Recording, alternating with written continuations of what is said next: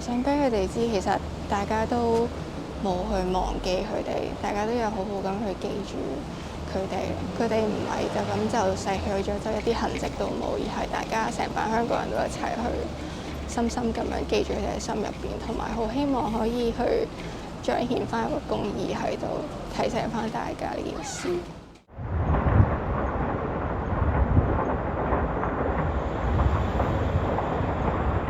對於佢哋嚟講，本來應該係一個開始告別嘅儀式，開始解脫啦。但係因為呢個係一個人為嘅慘劇，所以我覺得一日未揾到真相之前，其實儀式上嘅解脫都唔可以代表家屬係真正解脫到。先生可以攞張，謝謝你，可以 share 俾親友，謝謝你，晒，我攞張睇下。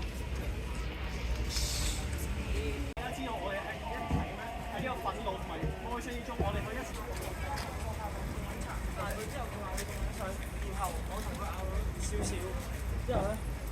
正正就係我哋都係喺呢個限制底下，訴求講唔講得我唔知啦，表達悲傷憤怒又講唔講得咧？